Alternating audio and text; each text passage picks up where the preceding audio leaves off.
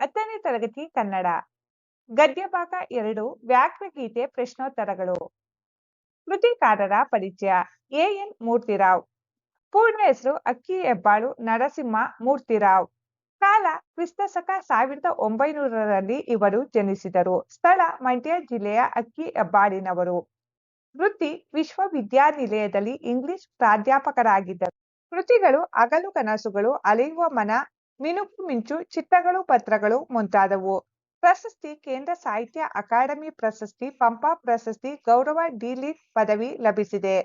N Murthy Rao ಅವರ ಸಮಗ್ರ ಲಲಿತ ಪ್ರಬಂಧಗಳು ಸಂಕಲನದಿಂದ ವ್ಯಾಕೃಗೀತೆ ಗದ್ಯ ಭಾಗವನ್ನು ಆಯ್ಕೆ ಮಾಡಲಾಗಿದೆ.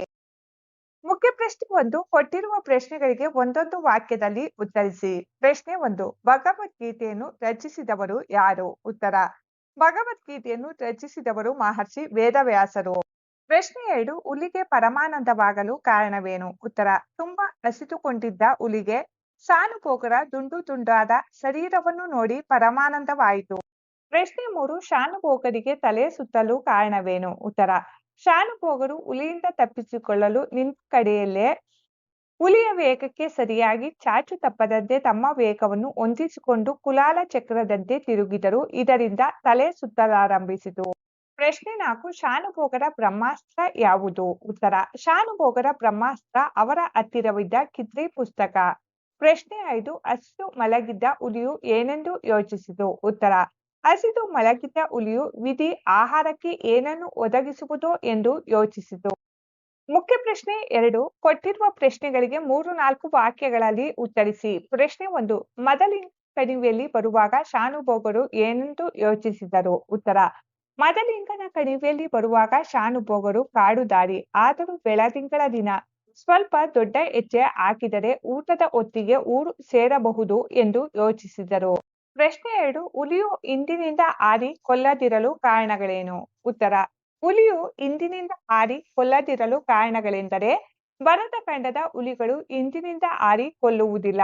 ಶತ್ರುವನ್ನಾದರೂ ಸರಿಯೇ, ಆತ ಬೆನ್ನು ತಿರುಗಿಸಿರುವಾಗ ಕೊಲ್ಲುವುದು ಧರ್ಮವಲ್ಲ. ಆದ್ದರಿಂದಲೇ ಹುಲಿ ಹಿಂದಿನಿಂದ ಹಾರಿ ಕೊಲ್ಲಲಿಲ್ಲ. ಪ್ರಶ್ನೆ 3. ಶಾನುಭೋಗರು ಮೂರ್ಛೆಯಲ್ಲಿದ್ದಾಗ ನಡೆದ ಘಟನೆಗಳನ್ನು ವಿವರಿಸಿ. ಉತ್ತರ. ಶಾನುಭೋಗರು ಮೂರ್ಛೆಯಲ್ಲಿದ್ದಾಗ ನಡೆದದ್ದು ಇಷ್ಟು. ಚಿಕ್ಕನಾಯಕನಹಳ್ಳಿಗೆ ತೆಂಗಿನಕಾಯಿ ತುಂಬಿಕೊಂಡು ಹೋಗಿದ್ದ ಕೆಲವು ರೈತರು ತಿಂಗಳ ಬೆಳಕಿನಲ್ಲಿ ಗಾಡಿ ಹೊಡೆದುಕೊಂಡು ತಮ್ಮ ಹಳ್ಳಿಗೆ ಹಿಂತಿರುಗುತ್ತಿದ್ದರು. ಶಾನುಭೋಗರು ಬಿದ್ದ ಸ್ಥಳಕ್ಕೆ ಕಾಲು ಹರಿದಾಡಿದೆ ಎನ್ನುವಾಗ ಎತ್ತುಗಳು ಏನು ಮಾಡಿದರೂ ಮುಂದೆ ಹೋಗದೆ ಕಣಿ ಹಾಕಿಕೊಂಡವು. ತಕ್ಷಣವೇ ಹುಲಿಯ ಗರ್ಜನೆಯೂ ಕೇಳಿಸಿತು. ಎತ್ತುಗಳ ಗಂಟೆಯ ಶಬ್ದ, ರೈತರ ಮಾತುಗಳನ್ನು ಕೇಳಿದ ಹುಲಿ ನಿರಾಸೆಯಿಂದಲೂ ಕೋಪದಿಂದಲೂ ಗರ್ಜಿಸಿ ಪಲಾಯನ ಮಾಡಿತು. ನಂತರ ರೈತರು ತಮ್ಮಲ್ಲಿದ್ದ ಕೋವಿಯಿಂದ ಒಂದೆರಡು ತೋಟ ಆರಿಸಿ ಕೈಲಾದಷ್ಟು ಗಲಭೆ ಮಾಡುತ್ತಾ ತೆಂಗಿನ ಗರಿಯ ಪಂಜು ಒತ್ತಿಸಿಕೊಂಡು ಜಾಗರೂಕತೆಯಿಂದ ಮುಂದುವರೆದರು.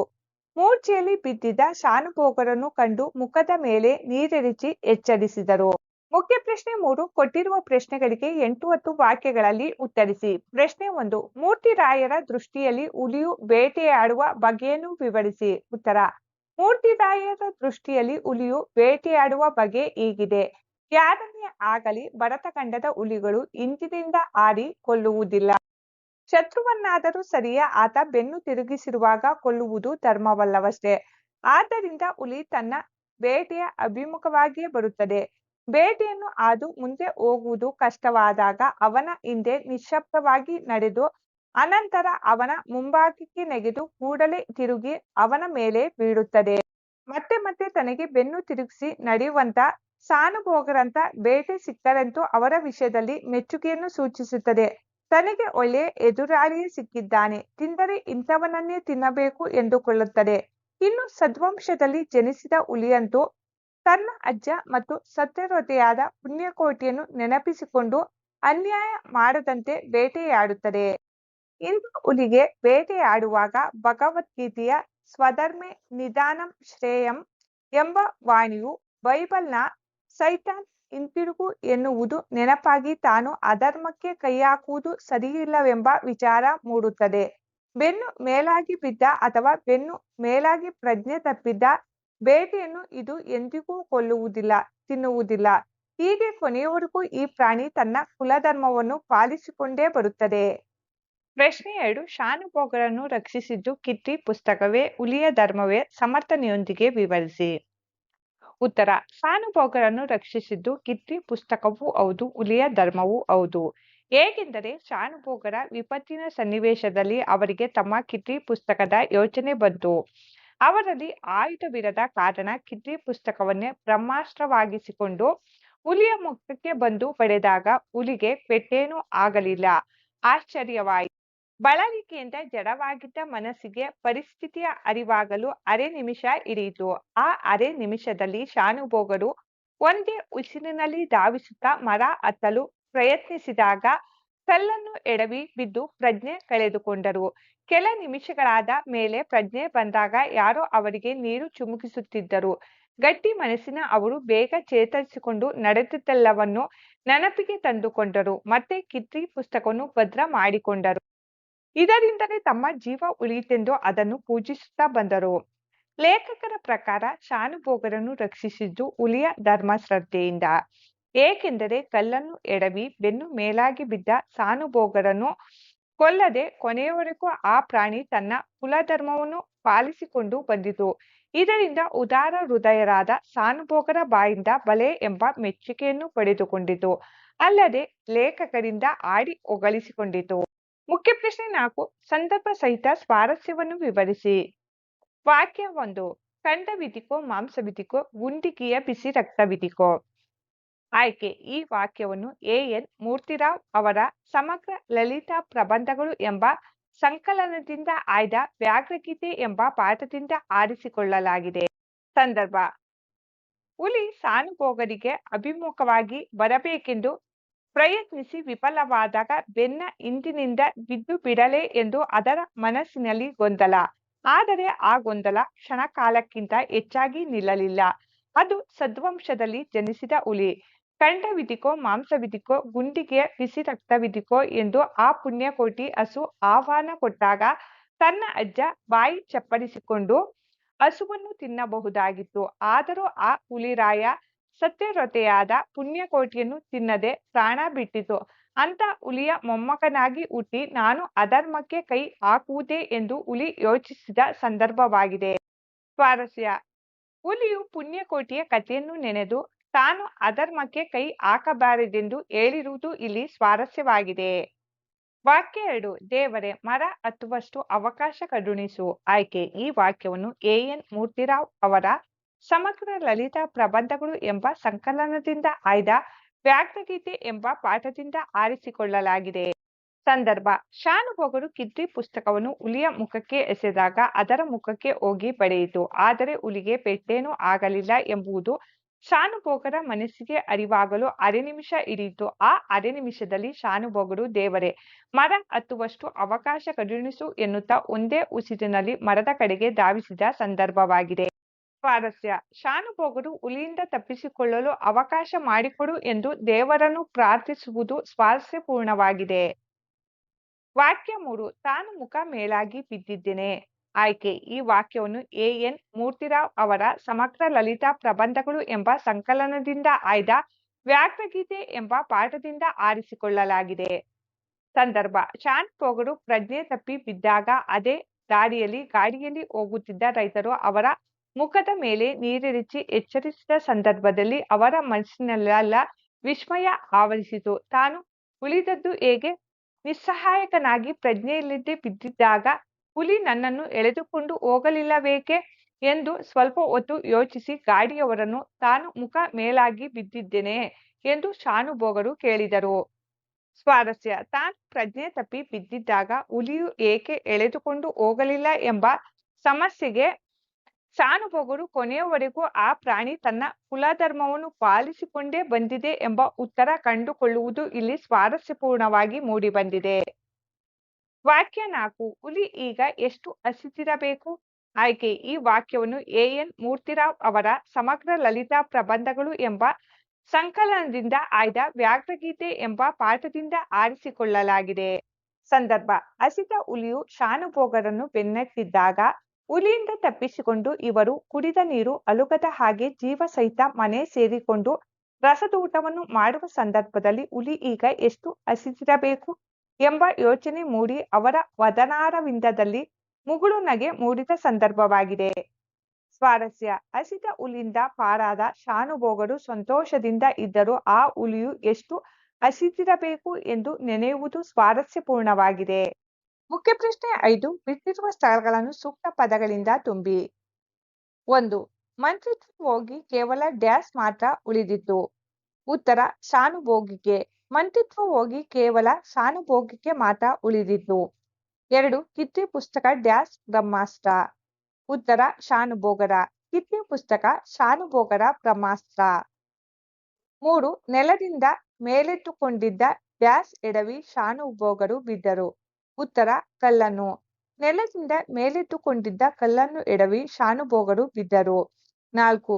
ರೈತರು ತಿಂಗಳ ಬೆಳಕಿನಲ್ಲಿ ಡ್ಯಾಶ್ ಹೊಡೆಯುತ್ತಿದ್ದರು. ಉತ್ತರ: ಗಾಡಿ. ರೈತರು ತಿಂಗಳ ಬೆಳಕಿನಲ್ಲಿ ಗಾಡಿ ಹೊಡೆಯುತ್ತಿದ್ದರು. 5. ಶಾನುಭೋಗರು ಉಳಿದಿದ್ದು ಡ್ಯಾಶ್ ಪುಸ್ತಕದಿಂದಲ್ಲ. ಉತ್ತರ: ಕಿದ್ರಿ. ಶಾನುಭೋಗರು ಉಳಿದಿದ್ದು ಕಿದ್ರಿ ಪುಸ್ತಕದಿಂದಲ್ಲ. ಭಾಷಾ ಚಟುವಟಿಕೆ. ಮುಖ್ಯ ಪ್ರಶ್ನೆ 1 ಕೊಟ್ಟಿರುವ ಪ್ರಶ್ನೆಗಳಿಗೆ ಉತ್ತರ ಬರೆಯಿರಿ.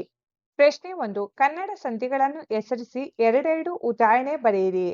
ಉತ್ತರ: ಕನ್ನಡ ಸಂಧಿಗಳು ಲೋಪ ಸಂಧಿ, ಆಗಮ ಸಂಧಿ, ಆದೇಶ ಸಂಧಿ. ಲೋಪ ಸಂಧಿಗೆ ಉದಾಹರಣೆ ಊರೂರು ಬಲ್ಲೆನೆಂದು. ಆಗಮ ಸಂಧಿಗೆ ಉದಾಹರಣೆ ಕೈಯನ್ನು ಮಳೆಯಿಂದ. ಆದೇಶ ಸಂಧಿಗೆ ಉದಾಹರಣೆ ಮಳೆಗಾಲ ಮೈದೋರು. ಪ್ರಶ್ನೆ 2 ಸಂಸ್ಕೃತ ಸಂಧಿಗಳ ಹೆಸರುಗಳನ್ನು ಸ್ವರ ಮತ್ತು ವ್ಯಂಜನ ಸಂಧಿಗಳಾಗಿ ವಿಂಗಡಿಸಿ ಬರೆಯಿರಿ. ಸಂಸ್ಕೃತ ಸಂಧಿಗಳು: ಸವರ್ಣ ದೀರ್ಘ ಸಂಧಿ, ಗುಣಸಂಧಿ, ವೃದ್ಧಿ ಸಂಧಿ, ಜಸ್ತ್ವ ಸಂಧಿ, ಚುಸ್ತ್ವ ಸಂಧಿ, ಅನುನಾಸಿಕ ಸಂಧಿಗಳು. ಸ್ವರ ಸಂಧಿಗಳು: ಸವರ್ಣ ದೀರ್ಘ ಸಂಧಿ, ವೃದ್ಧಿ ಸಂಧಿ, ಗುಣಸಂಧಿ ಮತ್ತು ಎಣ್ ಸಂಧಿಗಳು. ವ್ಯಂಜನ ಸಂಧಿಗಳು: ಜಸ್ತ್ವ ಸಂಧಿ, ಚುಸ್ತ್ವ ಸಂಧಿ, ಅನುನಾಸಿಕ ಸಂಧಿಗಳು. ಪ್ರಶ್ನೆ 3 ಕೊಟ್ಟಿರುವ ಪದಗಳನ್ನು ಬಿಡಿಸಿ ಸಂಧಿ ಬರೆಯಿರಿ. 1. ಸುರಾಸುರ. ಸುರ ಪ್ಲಸ್ ಅಸುರ ಸವರ್ಣ ದೀರ್ಘ ಸಂಧಿ. 2. ಬಲ್ಲೆನೆಂದು. ಬಲ್ಲೆನು ಪ್ಲಸ್ ಎಂದು ಲೋಪ ಸಂಧಿ. 3. ಸೂರ್ಯೋದಯ. ಸೂರ್ಯ ಪ್ಲಸ್ ಉದಯ ಗುಣಸಂಧಿ. 4. ಮಳೆಗಾಲ. ಮಳೆ ಪ್ಲಸ್ ಕಾಲ ಆದೇಶ ಸಂಧಿ. 5. ಅಷ್ಟೈಶ್ವರ್ಯ. ಅಷ್ಟ ಪ್ಲಸ್ ಐಶ್ವರ್ಯ ವೃದ್ಧಿ ಸಂಧಿ. 6. ವೇದಿಕೆಯಲ್ಲಿ. ವೇದಿಕೆ ಪ್ಲಸ್ ಅಲ್ಲಿ ಆಗಮ ಸಂಧಿ. ಪ್ರಶ್ನೆ 4 ಈ ಪದ್ಯದಲ್ಲಿ ಬಂದಿರುವ 10 ಸಂಧಿ ಪದಗಳನ್ನು ಪಟ್ಟಿ ಮಾಡಿ. ಸಂಧಿ ಪದಗಳು: ಹುಲಿಯನ್ನು, ಪಂಚೇಂದ್ರಿಯ, ಶಾಖಾಹಾರ, ದಾರಿಯಲ್ಲಿ, ಧರ್ಮವನ್ನು, ಸುವರ್ಣಾಕ್ಷರ, ಧರ್ಮಶ್ರದ್ಧೆ, ಮೂರ್ಛೆಯಲ್ಲಿ, ಪರಮಾನಂದ, ಅನಂತ ವಾತ್ಸಲ್ಯ. ಮುಖ್ಯ ಪ್ರಶ್ನೆ 2 ಮೊದಲೆರಡು ಪದಗಳಿಗಿರುವ ಸಂಬಂಧದಂತೆ ಮೂರನೇ ಪದಕ್ಕೆ ಸರಿಯಾದ ನಾಲ್ಕನೇ ಪದ ಬರೆಯಿರಿ. 1. ಬೇಗ ಬೇಗ ದ್ವಿರುಕ್ತಿ. ಧೀರ ಸೂರ ಜೋಡಿ ಪದ. 2. ಲೋಪ ಸಂಧಿ ಸ್ವರ ಸಂಧಿ. ಆದೇಶ ಸಂಧಿ ವ್ಯಂಜನ ಸಂಧಿ. 3. ಕಟ್ಟ ಕಡೆಗೆ, ಕಡೆಗೆ ಕಡೆಗೆ, ಮೊತ್ತ ಮೊದಲು, ಮೊದಲು ಮೊದಲು. 5. ಶರಶ್ಚಂದ್ರ ಚುಸ್ತ್ವ ಸಂಧಿ ದಿಗಂತ ಜಸ್ತ್ವ ಸಂಧಿ. ಮುಖ್ಯ ಪ್ರಶ್ನೆ 4 ಈ ಗಾದೆ ಮಾತುಗಳನ್ನು ವಿಸ್ತರಿಸಿ ಬರೆಯಿರಿ. 1. ಕೈ ಕೆಸರಾದರೆ ಬಾಯಿ ಮೊಸರು. ವಿಸ್ತರಣೆ: ಇದೊಂದು ಪ್ರಸಿದ್ಧ ಗಾದೆ ಮಾತಾಗಿದೆ. ಇದು ನಮ್ಮ ಹಿರಿಯರು ತಮ್ಮ ಜೀವನಾನುಭವದಿಂದ ಕಂಡುಕೊಂಡ ಸತ್ಯವಾಗಿದ್ದು ಇಂದಿಗೂ ಪ್ರಸ್ತುತವಾಗಿದೆ. ಈ ಗಾದೆಯು ನಮ್ಮ ಜೀವನದಲ್ಲಿ ಶ್ರಮದ ಮಹತ್ವವನ್ನು ಬೋಧಿಸುತ್ತದೆ. ಕೈ ಕೆಸರಾದರೆ ಎಂಬುದು ಕೆಲಸ ಮಾಡಿದರೆ ಎಂಬ ಅರ್ಥ ನೀಡುತ್ತದೆ. ಕೆಸರು ಎಂದರೆ ದುಡಿಮೆ ಅಥವಾ ಶ್ರಮ. ಬಾಯಿ ಮೊಸರು ಅಂದರೆ ಫಲ ಅಥವಾ ಲಾಭ. ಯಾವ ಕಾರ್ಯದಲ್ಲಾದರೂ ಯಶಸ್ಸು ಬೇಕಾದರೆ ಅದಕ್ಕಾಗಿ ಶ್ರಮಿಸುವುದು ಅತ್ಯಗತ್ಯ. ಯಾರಾದರೂ ಕಷ್ಟಪಟ್ಟು ಕೆಲಸ ಮಾಡಿದರೆ ಆ ವ್ಯಕ್ತಿಗೆ ಅದರ ಫಲ ಅಥವಾ ಲಾಭ ಸಿಗುತ್ತದೆ. ಯಾರು ಶ್ರಮವಿಲ್ಲದೆ ಯಶಸ್ಸು ಪಡೆಯಲಾಗದು. ಉದಾಹರಣೆಗೆ ವಿದ್ಯಾರ್ಥಿಯು ಪರೀಕ್ಷೆಯಲ್ಲಿ ಉತ್ತಮ ಅಂಕ ಪಡೆಯಬೇಕಾದರೆ ಪಾಠಗಳನ್ನು ಓದಿ ಅಭ್ಯಾಸ ಮಾಡಿ ಶ್ರಮಿಸಬೇಕು. ಹಾಗೆಯೇ ರೈತನೊಬ್ಬ ತನ್ನ ಹೊಲದಲ್ಲಿ ಕಷ್ಟಪಟ್ಟು ಕೆಲಸ ಮಾಡಿದಾಗ ಮಾತ್ರ ಅವನು ಉತ್ತಮ ಬೆಳೆ ಪಡೆಯುತ್ತಾನೆ. ಶ್ರಮ ಯಶಸ್ಸು ಸಾಧಿಸಲು ಉತ್ತೇಜನ ನೀಡುತ್ತದೆ ಹಾಗೂ ಕಷ್ಟಪಟ್ಟು ಕೆಲಸ ಮಾಡಿದರೆ ಮಾತ್ರ ಜೀವನದಲ್ಲಿ ಸುಖ, ಸಮೃದ್ಧಿ ಮತ್ತು ತೃಪ್ತಿಯನ್ನು ಕಾಣಲು ಸಾಧ್ಯ ಎಂಬುದನ್ನು ಸ್ಪಷ್ಟವಾಗಿ ತಿಳಿಸುತ್ತದೆ. ಗಾದೆ ಮಾತು: ಕುಂಬಾರನಿಗೆ ವರುಷ, ದೊಣ್ಣೆಗೆ ನಿಮಿಷ. ವಿಸ್ತರಣೆ: ಇದೊಂದು ಪ್ರಸಿದ್ಧ ಗಾದೆ ಮಾತಾಗಿದೆ. ಗಾದೆ ಮಾತುಗಳು ಹಿರಿಯರ ಅನುಭವಗಳಿಂದ ನುಡಿದ ನುಡಿಮುತ್ತುಗಳಾಗಿವೆ. ಸಾಕಷ್ಟು ಸಮಯ ಬಳಸಿ ಶ್ರಮವಹಿಸಿ ಮಾಡಿದ ಕೆಲಸವನ್ನು ಹಾಳು ಮಾಡಲು ಕೆಲವೇ ಕ್ಷಣಗಳು ಸಾಕು ಎನ್ನುವುದನ್ನು ಈ ಗಾದೆ ಕುಂಬಾರ ದೊಣ್ಣೆಗಳ ಉದಾಹರಣೆಯ ಮೂಲಕ ನಿರೂಪಿಸುತ್ತದೆ. ಮಡಿಕೆ ಮಾಡಲು ಕುಂಬಾರ ತುಂಬಾ ಶ್ರಮ ಪಡಬೇಕು. ಎರೆ ಮಣ್ಣನ್ನು ತಂದು ಅದರಲ್ಲಿರುವ ಮರಳು ಕಲ್ಲುಗಳನ್ನು ಬೇರ್ಪಡಿಸಿ ಉಡಿ ಮಾಡಬೇಕು. ನೀರು ಹಾಕಿ ತುಳಿದು ಹದ ಮಾಡಬೇಕು. ಕೈಕಾಲುಗಳಿಗೆ ಕೆಸರು ಮೆತ್ತಿಸಿಕೊಳ್ಳಬೇಕು. ಹದವಾದ ಮಣ್ಣನ್ನು ತಿಗುರಿಯ ಮೇಲಿಟ್ಟು ತಿರುಗಿಸಿ ಆಕಾರ ಕೊಡಬೇಕು. ನೀರಿನ ಪಸೆ ಆರಿದ ಮೇಲೆ ಅದನ್ನು ತಟ್ಟಿ ಬೇಕಾದ ರೂಪ ಕೊಟ್ಟು ಬಿಸಿಲಿನಲ್ಲಿ ಒಣಗಲು ಬಿಡಬೇಕು. ಆಮೇಲೆ ಆವಿಗೆಯಲ್ಲಿ ವ್ಯವಸ್ಥಿತವಾಗಿ ಕೂಡಿಟ್ಟು ಸುಡಬೇಕು. ಹದವಾಗಿ ಸುಟ್ಟು ಬಿಸಿ ಆರಿದ ಗಡಿಗೆ ಮಡಿಕೆಗಳನ್ನು ಎಚ್ಚರದಿಂದ ಹೊರತೆಗೆದು ಜೋಡಿಸಿಡಬೇಕು. ಇಷ್ಟು ಕಷ್ಟಪಟ್ಟು ಕುಂಬಾರ ತಯಾರಿಸಿದ ಮಡಿಕೆ ಗಡಿಗೆಗಳನ್ನು ಪುಡಿ ಮಾಡಲು ದೊಣ್ಣೆಗೆ 1 ನಿಮಿಷವೂ ಬೇಕಾಗುವುದಿಲ್ಲ. ಒಂದೇ ಏಟು ಜೋಡಿಸಿಟ್ಟ ಗಡಿಗೆಗಳನ್ನೆಲ್ಲ ಹಾಳು ಮಾಡಲು ಸಾಕು. ಯಾವುದನ್ನಾದರೂ ಹಾಳುಗೆಡಿಸುವುದು ಸುಲಭ, ರೂಪಿಸುವುದು ಕಷ್ಟ. ಹಾಳು ಮಾಡುವ ಬುದ್ಧಿ ಒಳ್ಳೆಯದಿಲ್ಲವೆಂದು ಈ ಗಾದೆ ಎಚ್ಚರಿಸುತ್ತದೆ. ಮುಖ್ಯ ಪ್ರಶ್ನೆ 5. ಈ ವಿಷಯಗಳಿಗೆ ಪ್ರಬಂಧ ಬರೆಯಿರಿ. ಪ್ರಬಂಧ: ಸ್ವಚ್ಛ ಭಾರತ ಅಭಿಯಾನ. ಪೀಠಿಕೆ: ಮಹಾತ್ಮ ಗಾಂಧೀಜಿಯವರ ಸ್ವಚ್ಛ ಭಾರತ ಕನಸನ್ನು ನನಸಾಗಿಸುವ ದೃಷ್ಟಿಯಿಂದ ಅಕ್ಟೋಬರ್ 2, 2014ರಂದು ಪ್ರಧಾನಮಂತ್ರಿ ನರೇಂದ್ರ ಮೋದಿಯವರು ಸ್ವಚ್ಛ ಭಾರತ ಅಭಿಯಾನವನ್ನು ಪ್ರಾರಂಭಿಸಿದರು. ಇದು ಕೇವಲ ಒಂದು ಸರ್ಕಾರಿ ಯೋಜನೆಯಾಗದೆ ಇಡೀ ದೇಶದ ಜನರಲ್ಲಿ ಸ್ವಚ್ಛತೆಯ ಬಗ್ಗೆ ಜಾಗೃತಿ ಮೂಡಿಸಿ ದೇಶವನ್ನು ಸ್ವಚ್ಛವಾಗಿಡುವ ಗುರಿಯನ್ನು ಹೊಂದಿದ ಒಂದು ಮಹತ್ತರವಾದ ಆಂದೋಲನವಾಗಿದೆ. ವಿಷಯ ವಿವರಣೆ: ಸ್ವಚ್ಛ ಭಾರತ ಅಭಿಯಾನದ ಮುಖ್ಯ ಉದ್ದೇಶಗಳು.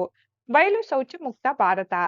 ಬಯಲು ಶೌಚವನ್ನು ಸಂಪೂರ್ಣವಾಗಿ ನಿರ್ಮೂಲನೆ ಮಾಡಿ ಪ್ರತಿಯೊಂದು ಮನೆಗೂ ಶೌಚಾಲಯ ನಿರ್ಮಿಸುವುದು. ಇದು ಜನರ ಆರೋಗ್ಯ ಸುಧಾರಣೆಗೆ ಮತ್ತು ಮಹಿಳೆಯರ ಸುರಕ್ಷತೆಗೆ ಬಹಳ ಮುಖ್ಯವಾಗಿದೆ. ಘನ ಮತ್ತು ದ್ರವ ತ್ಯಾಜ್ಯಗಳ ನಿರ್ವಹಣೆ. ವೈಜ್ಞಾನಿಕ ವಿಧಾನಗಳನ್ನು ಬಳಸಿ ಘನ ಮತ್ತು ದ್ರವ ತ್ಯಾಜ್ಯಗಳನ್ನು ಸಮರ್ಪಕವಾಗಿ ನಿರ್ವಹಿಸುವುದು. ತ್ಯಾಜ್ಯ ಸಂಗ್ರಹಣೆ, ವಿಲೇವಾರಿ, ಮರುಬಳಕೆ ಮತ್ತು ಸಂಸ್ಕರಣೆಗೆ ಒತ್ತು ನೀಡುವುದು. ಸಾರ್ವಜನಿಕರಲ್ಲಿ ಮಾನಸಿಕ ಬದಲಾವಣೆ. ಸ್ವಚ್ಛತೆ ಕೇವಲ ಸರ್ಕಾರದ ಜವಾಬ್ದಾರಿಯಲ್ಲ, ಬದಲಿಗೆ ಪ್ರತಿಯೊಬ್ಬ ನಾಗರಿಕನ ಕರ್ತವ್ಯ ಎಂಬ ಅರಿವನ್ನು ಮೂಡಿಸುವುದು. ನೈರ್ಮಲ್ಯ ಮತ್ತು ಆರೋಗ್ಯದ ನಡುವಿನ ಸಂಬಂಧ. ಸ್ವಚ್ಛತೆ ಮತ್ತು ಉತ್ತಮ ಆರೋಗ್ಯದ ನಡುವಿನ ಸಂಬಂಧದ ಬಗ್ಗೆ ಜನರಿಗೆ ತಿಳಿಸುವುದು. ಇದರಿಂದ ರೋಗಗಳ ಹರಡುವಿಕೆಯನ್ನು ತಡೆಯಬಹುದು. ಕೊಳಗೇರಿ ನಿರ್ಮೂಲನೆ ಮತ್ತು ಸಮಗ್ರ ನೈರ್ಮಲ್ಯ. ಕೊಳಗೇರಿ ಪ್ರದೇಶಗಳಲ್ಲಿ ನೈರ್ಮಲ್ಯವನ್ನು ಸುಧಾರಿಸುವುದು ಮತ್ತು ಸಮಗ್ರ ನೈರ್ಮಲ್ಯ ವ್ಯವಸ್ಥೆಯನ್ನು ಬಲಪಡಿಸುವುದು ಇನ್ನೂ ಮುಂತಾದವು. ಸ್ವಚ್ಛ ಭಾರತ ಅಭಿಯಾನವು ದೇಶಾದ್ಯಂತ ವ್ಯಾಪಕವಾಗಿ ಜಾರಿಯಾಗಿದೆ. ಗ್ರಾಮ ಪಂಚಾಯಿತಿಗಳಿಂದ ಹಿಡಿದು ನಗರಸಭೆಗಳವರೆಗೂ ವಿವಿಧ ಹಂತಗಳಲ್ಲಿ ಈ ಯೋಜನೆ ಅನುಷ್ಠಾನಗೊಂಡಿದೆ. ಶೌಚಾಲಯಗಳ ನಿರ್ಮಾಣ, ಕಸ ಸಂಗ್ರಹಣೆಗಾಗಿ ವಾಹನಗಳ ವ್ಯವಸ್ಥೆ, ಸ್ವಚ್ಛತಾ ಸ್ಪರ್ಧೆಗಳು ಮತ್ತು ಜನಜಾಗೃತಿ ಕಾರ್ಯಕ್ರಮಗಳು ಈ ಅಭಿಯಾನದ ಪ್ರಮುಖ ಭಾಗಗಳಾಗಿದೆ. ಉಪಸಂಹಾರ: ಸ್ವಚ್ಛ ಭಾರತ ಅಭಿಯಾನವು ರಾಷ್ಟ್ರದ ಆರೋಗ್ಯ, ನೈರ್ಮಲ್ಯ ಮತ್ತು ಸುಂದರ ಭವಿಷ್ಯಕ್ಕಾಗಿ ಹಾಕಿಕೊಂಡ ಒಂದು ದೀರ್ಘಕಾಲೀನ ಸಂಕಲ್ಪ. ಪ್ರತಿಯೊಬ್ಬ ಪ್ರಜೆಯೂ ಈ ಅಭಿಯಾನದಲ್ಲಿ ಸಕ್ರಿಯವಾಗಿ ಪಾಲ್ಗೊಂಡು ತಮ್ಮ ಪರಿಸರವನ್ನು ಶುಚಿಯಾಗಿಟ್ಟುಕೊಳ್ಳುವ ಮೂಲಕ ಸ್ವಚ್ಛ ಮತ್ತು ಸುಂದರ ಭಾರತದ ನಿರ್ಮಾಣದಲ್ಲಿ ಕೊಡುಗೆ ನೀಡಿದಾಗ ಮಾತ್ರ ಗಾಂಧೀಜಿಯವರ ಸ್ವಚ್ಛ ಭಾರತದ ಕನಸು ಸಂಪೂರ್ಣವಾಗಿ ನನಸಾಗಲು ಸಾಧ್ಯ. ಸ್ವಚ್ಛ ಭಾರತ ಸ್ವಸ್ಥ ಭಾರತ ಎಂಬ ಧ್ಯೇಯ ವಾಕ್ಯದೊಂದಿಗೆ ನಮ್ಮ ದೇಶವನ್ನು ನಿಜವಾದ ಅರ್ಥದಲ್ಲಿ ಸ್ವಚ್ಛವಾಗಿ, ಸುಂದರವಾಗಿ ಮತ್ತು ಆರೋಗ್ಯಕರವಾಗಿ ರೂಪಿಸೋಣ. ಪ್ರಬಂಧ: ಪ್ರಾಚ್ಯ ಸ್ಮಾರಕಗಳ ಸಂರಕ್ಷಣೆ. ಪ್ರಾಚ್ಯ ಸ್ಮಾರಕಗಳ ಸಂರಕ್ಷಣೆ. ಪೀಠಿಕೆ: ಭಾರತವು ಸಾವಿರಾರು ವರ್ಷಗಳ ಇತಿಹಾಸ ಹೊಂದಿರುವ ಒಂದು ಅದ್ಭುತ ದೇಶ. ನಮ್ಮ ದೇಶದ ಉದ್ದಗಲಕ್ಕೂ ಹಳೆಯ ದೇವಾಲಯಗಳು, ಭವ್ಯವಾದ ಕೋಟೆಗಳು, ಗುಹೆಗಳು ಮತ್ತು ಅಂದಿನ ಕಾಲದ ಕಟ್ಟಡಗಳನ್ನು ನಾವು ನೋಡಬಹುದು. ಈ ಸ್ಮಾರಕಗಳು ಕೇವಲ ಕಲ್ಲು ಮತ್ತು ಇಟ್ಟಿಗೆಯಿಂದ ಮಾಡಿದ್ದಲ್ಲ, ಬದಲಿಗೆ ಅವು ನಮ್ಮ ಪೂರ್ವಜರು ಹೇಗಿದ್ದರು, ಅವರ ಕಲೆ ಹೇಗಿತ್ತು, ವಿಜ್ಞಾನ ಎಷ್ಟರ ಮಟ್ಟಿಗೆ ಬೆಳೆದಿತ್ತು ಎಂಬುದನ್ನು ನಮಗೆ ಹೇಳುತ್ತವೆ. ಇವು ನಮ್ಮ ಇಂದಿನ ಸಂಸ್ಕೃತಿಯನ್ನು ತೋರಿಸುವ ಕನ್ನಡಿಗಳು. ಹಾಗಾಗಿ ಈ ಪ್ರಾಚೀನ ಸ್ಮಾರಕಗಳನ್ನು ಕಾಪಾಡಿಕೊಳ್ಳುವುದು ನಮ್ಮೆಲ್ಲರ ಪ್ರಮುಖ ಜವಾಬ್ದಾರಿಯಾಗಿದೆ. ವಿಷಯ ನಿರೂಪಣೆ: ಪ್ರಾಚ್ಯ ಸ್ಮಾರಕಗಳು ನಮ್ಮ ಪೂರ್ವಜರ ಶ್ರಮ, ಕೌಶಲ್ಯ ಮತ್ತು ಕಲೆಗಳ ಜೀವಂತ ಸಾಕ್ಷಿಗಳು. ಹಂಪೆ, ಬಾದಾಮಿ, ಪಟ್ಟದಕಲ್ಲು, ಅಜಂತ, ಎಲ್ಲೋರ, ತಾಜ್ ಮಹಲ್, ಕೊಡಗು ಕೋಟೆ ಮೊದಲಾದವು ಪ್ರಸಿದ್ಧ ಪ್ರಾಚೀನ ಸ್ಮಾರಕಗಳಾಗಿವೆ. ಇವುಗಳನ್ನು ನೋಡಿದಾಗ ನಮಗೆ ಭವ್ಯ ಇತಿಹಾಸದ ಭಾವನೆ ಮೂಡುತ್ತದೆ. ಆದರೆ ಇತ್ತೀಚಿನ ದಿನಗಳಲ್ಲಿ ಈ ಸ್ಮಾರಕಗಳು ಹಾನಿಗೊಳಗಾಗುತ್ತಿವೆ. ಕಲ್ಲಿನ ಮೇಲೆ ಬರೆಯುವುದು, ಕಸದ ಪೆಟ್ಟಿಗೆಗಳಂತೆ ಬಳಸುವುದು, ಪ್ರಕೃತಿ ವೈಪರೀತ್ಯದಿಂದ ಶಿಲ್ಪಗಳು ಒಡಕು ಬೀಳುವುದು ಹೀಗೆ ವಿವಿಧ ಕಾರಣಗಳಿಂದ ಈ ಸ್ಮಾರಕಗಳು ನಾಶದ ಅಂಚಿಗೆ ತಲುಪಿವೆ. ಸರ್ಕಾರದ ಪುರಾತತ್ವ ಇಲಾಖೆ ಈ ಸ್ಮಾರಕಗಳ ರಕ್ಷಣೆಗೆ ನಾನಾ ಕ್ರಮಗಳನ್ನು ಕೈಗೊಂಡಿದೆ. ಆದರೆ ಸ್ಮಾರಕ ಉಳಿವಿಗೆ ಜನರ ಸಹಕಾರ ಅತ್ಯಗತ್ಯ. ಶಾಲಾ ಕಾಲೇಜುಗಳಲ್ಲಿ ಸ್ಮಾರಕಗಳ ಮಹತ್ವ ಕುರಿತು ಅರಿವು ಮೂಡಿಸಬೇಕು. ವಿದ್ಯಾರ್ಥಿಗಳಿಗೆ ಇತಿಹಾಸಕ್ತಿ ಬೆಳೆಸಬೇಕು. ಪ್ರವಾಸಿ ಸ್ಥಳಗಳಿಗೆ ಭೇಟಿ ನೀಡಿ ಅವುಗಳ ಸಂರಕ್ಷಣೆಯಲ್ಲಿ ಪಾಲ್ಗೊಳ್ಳಬೇಕು. ಉಪಸಂಹಾರ: ಪ್ರಾಚ್ಯ ಸ್ಮಾರಕಗಳ ಮಹತ್ವವನ್ನು ಮುಂದಿನ ಪೀಳಿಗೆಗೆ ತಿಳಿಸಿಕೊಡಲು ಅವುಗಳ ಸಂರಕ್ಷಣೆಯನ್ನು ಮಾಡಬೇಕು. ಪ್ರಾಚೀನ ಸ್ಮಾರಕಗಳು ನಾಡಿನ ಸಾಂಸ್ಕೃತಿಕ ಸಂಪತ್ತು, ನಮ್ಮ ಭವ್ಯ ಪರಂಪರೆಯ ಪ್ರತೀಕ. ಆಧುನಿಕತೆಯ ಭರಾಟೆಯಲ್ಲಿ ಪ್ರಾಚೀನ ಸ್ಮಾರಕಗಳು ನಶಿಸಿ ಹೋಗುತ್ತಿವೆ. ವೈಭವವನ್ನು ತಿಳಿಸುವ ಐತಿಹಾಸಿಕ ಸ್ಮಾರಕಗಳು, ದೇವಾಲಯಗಳು, ವಾಸ್ತುಶಿಲ್ಪಗಳು, ಚಿತ್ರಕಲೆಗಳು ಸಂರಕ್ಷಣೆ ಇಲ್ಲದೆ ಸೊರಗುತ್ತಿವೆ. ಅವುಗಳ ಸಂರಕ್ಷಣೆ ನಮ್ಮೆಲ್ಲರ ಆದ್ಯ ಕರ್ತವ್ಯವಾಗಿದೆ. ಪ್ರಬಂಧ: ರಾಷ್ಟ್ರೀಯ ಭಾವೈಕ್ಯ. ರಾಷ್ಟ್ರೀಯ ಭಾವೈಕ್ಯ ಪೀಠಿಕೆ. ಭಾರತವು ವೈವಿಧ್ಯತೆಯಲ್ಲಿ ಏಕತೆಯನ್ನು ಸಾರುವ ವಿಶಿಷ್ಟ ರಾಷ್ಟ್ರ. ಇಲ್ಲಿ ವಿವಿಧ ಭಾಷೆಗಳು, ಧರ್ಮಗಳು, ಸಂಸ್ಕೃತಿಗಳು ಮತ್ತು ಸಂಪ್ರದಾಯಗಳ ಜನರು ಸಾಮರಸ್ಯದಿಂದ ಬದುಕುತ್ತಾರೆ. ಈ ವೈವಿಧ್ಯತೆಯೇ ನಮ್ಮ ಶಕ್ತಿ ಮತ್ತು ಹೆಮ್ಮೆ. ಈ ಎಲ್ಲ ಭಿನ್ನತೆಗಳ ನಡುವೆಯೂ ನಾವೆಲ್ಲರೂ ಭಾರತೀಯರು ಎಂಬ ಭಾವನೆ, ಒಗ್ಗಟ್ಟು ಮತ್ತು ಪರಸ್ಪರ ಗೌರವವನ್ನು ಬೆಳೆಸಿಕೊಳ್ಳುವುದೇ ರಾಷ್ಟ್ರೀಯ ಭಾವೈಕ್ಯ. ಇದು ಕೇವಲ ಒಂದು ಘೋಷಣೆಯಲ್ಲ, ಬದಲಿಗೆ ದೇಶದ ಪ್ರಗತಿ ಮತ್ತು ಸುಸ್ಥಿರತೆಗೆ ಅಡಿಪಾಯವಾಗಿದೆ. ವಿಷಯ ವಿವರಣೆ: ರಾಷ್ಟ್ರೀಯ ಭಾವೈಕ್ಯ ಇಲ್ಲದೆ ಯಾವುದೇ ದೇಶ ಸುಭದ್ರವಾಗಿರಲು ಸಾಧ್ಯವಿಲ್ಲ. ಜಾತಿ, ಧರ್ಮ, ಪ್ರದೇಶ, ಭಾಷೆ ಇತ್ಯಾದಿ ಭಿನ್ನತೆಗಳ ಆಧಾರದ ಮೇಲೆ ಸಮಾಜ ವಿಭಜನೆಯಾದರೆ ಅದು ದೇಶದ ಏಕತೆಗೆ ದೊಡ್ಡ ಸವಾಲಾಗಿ ಪರಿಣಮಿಸುತ್ತದೆ. ಭಾವೈಕ್ಯತೆಯು ಈ ಬಿರುಕುಗಳನ್ನು ಮುಚ್ಚಿ ರಾಷ್ಟ್ರವನ್ನು ಬಲಪಡಿಸುತ್ತದೆ. ಒಗ್ಗಟ್ಟಾದ ಸಮಾಜವು ಮಾತ್ರ ಅಭಿವೃದ್ಧಿಯ ಪಥದಲ್ಲಿ ಸಾಗಲು ಸಾಧ್ಯ. ಜನರ ನಡುವೆ ನಂಬಿಕೆ, ಸಹಕಾರ ಮತ್ತು ಪರಸ್ಪರ ಗೌರವ ಇದ್ದಾಗ ದೇಶದಲ್ಲಿ ಆರ್ಥಿಕ, ಸಾಮಾಜಿಕ ಮತ್ತು ಶೈಕ್ಷಣಿಕ ಪ್ರಗತಿ ಸಾಧ್ಯವಾಗುತ್ತದೆ. ರಾಷ್ಟ್ರೀಯ ಭಾವೈಕ್ಯತೆಯು ಜನರನ್ನು ಒಂದೆಡೆ ತಂದು ಸಮಾನ ಗುರಿಗಳತ್ತ ಸಾಗಲು ಪ್ರೇರೇಪಿಸುತ್ತದೆ ಮತ್ತು ದೇಶದ ಆಂತರಿಕ ಭದ್ರತೆಗೆ ಭಾವೈಕ್ಯತೆ ಅತ್ಯಗತ್ಯ.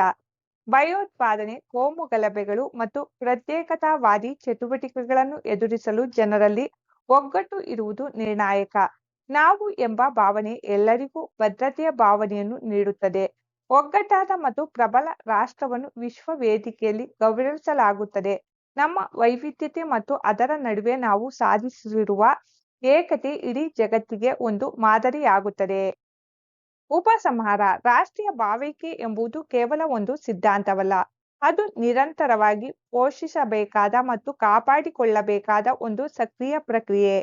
ನಮ್ಮ ಪೂರ್ವಜರು ನಮಗೆ ಬಿಟ್ಟು ಹೋಗಿರುವ ಈ ಶ್ರೀಮಂತ ವೈವಿಧ್ಯತೆಯ ಪರಂಪರೆಯನ್ನು ಕಾಪಾಡಿಕೊಳ್ಳುವುದು ನಮ್ಮೆಲ್ಲರ ಆದ್ಯ ಕರ್ತವ್ಯ. ಪ್ರತಿಯೊಬ್ಬ ನಾಗರಿಕನು ದೇಶದ ಪ್ರಗತಿಯಲ್ಲಿ ತಮ್ಮ ಪಾತ್ರವನ್ನು ಅರ್ಥ ಮಾಡಿಕೊಂಡು ಪರಸ್ಪರ ಸಹಬಾಳ್ವೆಯಿಂದ ಬದುಕಿದಾಗ ಮಾತ್ರ ಭಾರತವು ವಿಶ್ವಗುರುವಾಗಿ ಹೊರಹೊಮ್ಮಲು ಸಾಧ್ಯ. ರಾಷ್ಟ್ರೀಯ ಭಾವೈಕ್ಯತೆಯು ನಮ್ಮ ಭವಿಷ್ಯದ ಭದ್ರ ಬುನಾದಿಯಾಗಿದೆ.